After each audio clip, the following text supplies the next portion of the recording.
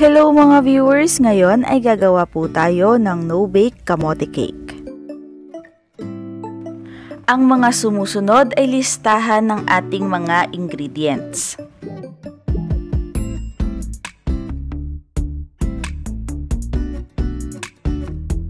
Bago po tayo magsimula, explain ko lang ang structure ng ating kamote cake para mas madali nating masundan ang recipe. Ang cake na ito ay binubuo ng tatlong components. Ang first ay yung ating sponge cake, ang pangalawa ay ang ating kamote mousse, at ang pangatlo ay whipping cream frosting. Kaya tatlong proseso din po ang ating gagawin bago tayo mag-assemble ng cake.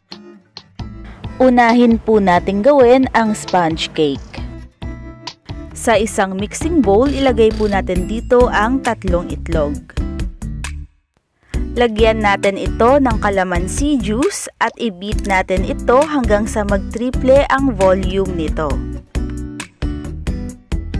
Once mag-triple na ang volume ng mga itlog, salain natin ang asukal habang inihahalo ito dito, para walang buo-buong asukal ang maisama.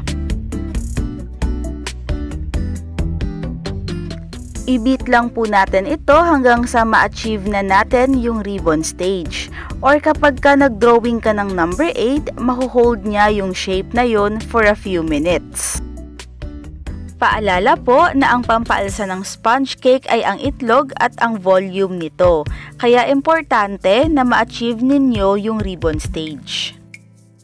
Pag na-achieve nyo na ang ribbon stage, ilagay nyo na po dito ang harina at asin. Salain nyo po ito habang inilalagay sa itlog para smooth ang cake ninyo. Then, haluin nyo po ito gamit ang whisk para mas mabilis ma-incorporate yung mga ingredients at the same time, hindi masyadong ma-deflate ang cake batter ninyo.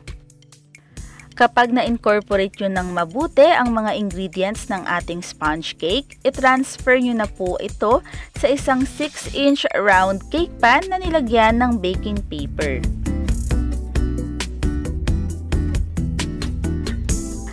At steam lang po natin ito for 20 minutes. Tinakpan ko rin po ng towel yung bunganga ng ating steamer para hindi matuluan ng tubig yung ating cake. After 20 minutes, luto na po ang ating sponge cake. Sa pag-check kung luto na po ang ating sponge cake, kailangan nyo lang pong pindutin yung gitna ng cake at pag hindi na nagmarka ang inyong daliri at bumabalik lang ito sa dating niyang hugis, luto na po ito. Pwede nyo na po itong tanggalin sa steamer. Isantabi nyo lang po itong ating sponge cake kasi mamaya pa po natin siya gagamitin kapag ka nag-assemble na tayo ng cake. Ngayon naman po, dumako tayo sa paggawa ng ating palaman or filling na kamote mousse. Una ay mag-steam po muna tayo ng kamote hanggang sa lumambot ito. Usually, inaabot ako ng 25 to 30 minutes para maluto yung kamote. Habang niluluto natin yung ating kamote, pwede na po natin gawin ang ating custard cream. Maghiwalay po tayo ng 3 egg yolk at isantabi natin ito. Pagkatapos ay paghaluin natin ang ating evap at vanilla extract. Then, initin po natin ito sa mahina na apoy. Haluin natin ito habang iniinit para hindi dumikit ang gatas sa ating cooking pan. Hindi po dapat ito kumulo o kaya mag-simmer. Pag may nakita na po kayong kaunting usok sa inyong evap, hanguin nyo na po ito sa kalan. Pagkatapos natin initin ang gatas, haluan natin ang egg yolk ng cornstarch at asukal.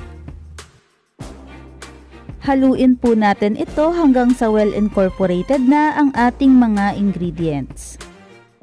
Kapag well blended na ang ating itlog, cornstarch at asukal, haluan po natin ito ng mainit na evap. At dapat constant stirring po tayo dito para hindi maging scrambled egg ang ating itlog. 1/2 cup lang na mainit na evap ang inihalo ko dito sa ating itlog mixture para matunaw lang po ang cornstarch. Pagkatapos ay transfer ko din ito doon sa cooking pan na may mainit na gatas. Lutuin po natin ito sa mahina na apoy hanggang sa maging malapot na ang texture nito. Continuous lang po sa paghalo para hindi masunog ang ating evap. Alisin na natin ito sa kalan kapag lumapot na ito, and then salain natin ito para maging smooth ang texture ng ating custard cream.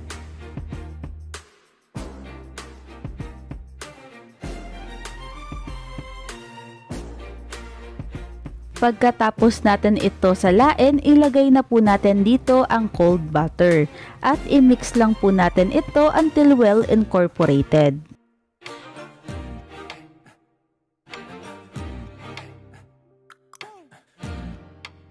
Once mahalo na natin ng mabuti ang ating cold butter, takpan na po natin ito ng plastic wrap at palamigin. Idikit nyo po yung plastic wrap sa ating custard cream kapag katatakpan nyo ito para hindi tumigas yung outer layer nito. Pagka lumamig at tumigas po kasi yung outer layer nito, hindi nyo na po yun magagamit. After natin gawin ang ating custard cream, luto na po ang ating kamote. I-mash lang po natin ito hanggang sa umabot tayo ng 2 cups na mashed kamote. Dito po nakagamit ako ng 3 kamote para makabuo ng 2 cups na mashed kamote.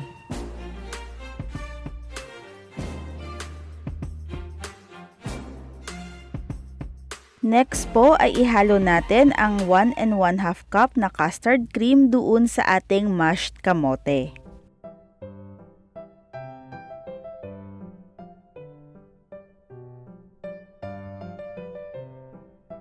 Kapag well incorporated na ang ating custard cream at mashed kamote, mag-whip naman po tayo ng ating whipping cream with sugar. I-beat lang po natin ito until umabot na siya sa stiff peak, o kapag inangat mo po yung ating mixer, naka-firm na patatsulok po ang hugis ng ating whipping cream.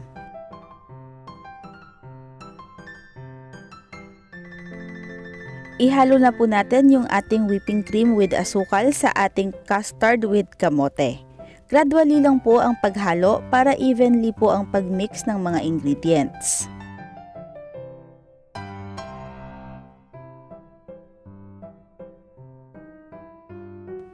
Kapag well incorporated na ang ating mga ingredients sa ating cake mousse, isantabi lang po muna natin ito para makapag-prepare sa cake assembly.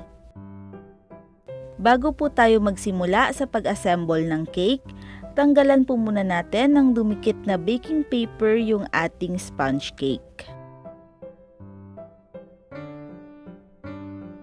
Pagkatapos ay hatiin natin sa dalawa ang ating sponge cake para makagawa tayo ng 2-layer cake.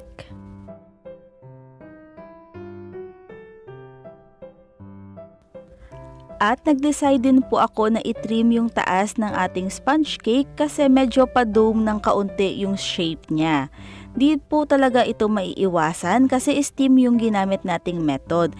Pero kapag binake po natin itong sponge cake, flat po ang taas nito.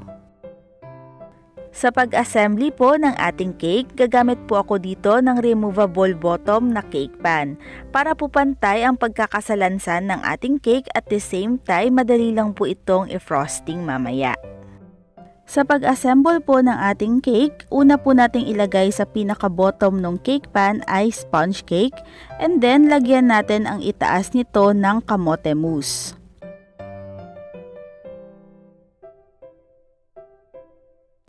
Pupunuin ko na po ng kamote mousse itong ating cake pan bago ko po ilagay yung pang last layer na sponge cake.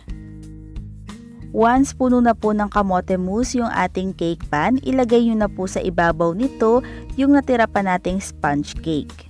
I-press nyo lang po yung sponge cake ng bahagya para dumikit ito doon sa kamote mousse. Pagkatapos po ay takpan po natin ito ng plastic wrap at ilagay sa freezer for 2 hours para po mag-firm up yung kamote mousse at madali natin itong malagyan ng frosting mamaya. Pero kung may time kayo, pwede naman po itong ilagay sa ref for 4 hours or overnight. After 2 hours po, huwag niyo po munang kunin sa ref or sa freezer yung inyong cake. Gagawa po muna tayo ng whipping cream frosting. Dito po, naglagay lang ako ng 1/2 teaspoon na gelatin sa isang measuring cup at nilagyan ko ito ng 4 teaspoon na cold water. At hayaan lang po natin ito mag-bloom for 5 minutes. After 5 minutes, ganito na po ang itsura niya. Para po siyang jelly. Ipatong nyo lang po yung ating measuring cup na may gelatin sa mainit na tubig para matunaw yung gelatin.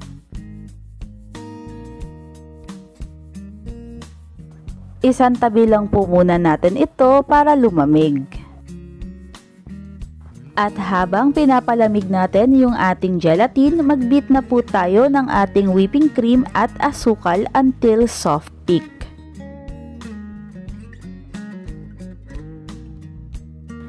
Ito po ang itsura ng soft peak. Pa-triangle siya pero yung peak niya naka-curve.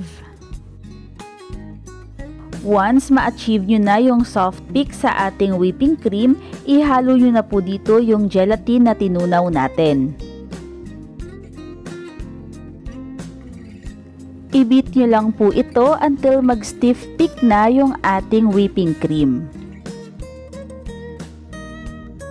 Once mag-stiff peak na yung ating whipping cream, pwede na po natin ito gamitin sa ating frosting. Ang maganda sa whipping cream frosting na ito, dahil sa gelatin na stabilize natin yung whipped cream. Kaya hindi po ito magtutubig at hindi rin po ito basta-basta matutunaw o lalabnaw. Pagkatapos po natin gawin ang ating frosting, mag-assemble na po tayo ng ating cake. At ito na po yung ating kamote cake na pinalamig natin sa ref for 2 hours. Makikita nyo na mabilis ko lang po ito i-unmold sa ating cake pan kasi removable po yung ilalim nito.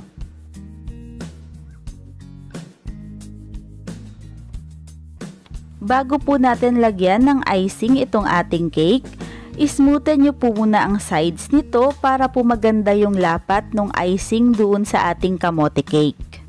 Pagkatapos po, spread na po natin yung ating stabilized whipped cream sa buong katawan ng cake. Dahil medyo maraming cake crumbs itong ating kamote cake, pagkatapos ko po ito i-coat ng whipped cream, ilalagay ko ito sa freezer for 15 minutes para po mas sealed yung mga cake crumbs.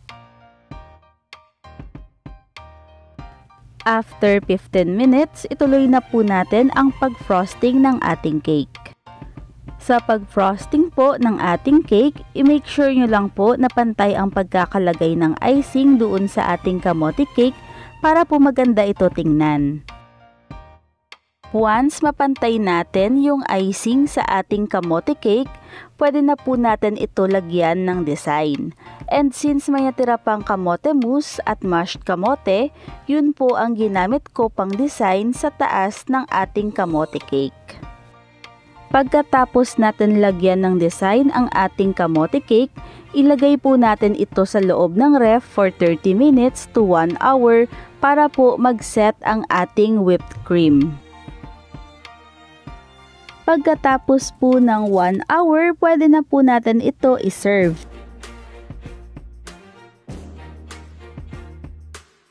Para po sa lasa nitong ating kamote cake, una po, hindi po siya sobrang tamis na cake. Tama lang po yung sukat ng asukal na nilagay natin at tiyak po akong magugustuhan nyo ito. Pangalawa po ay hindi nakakasawa yung kamote mousse na nilagay natin.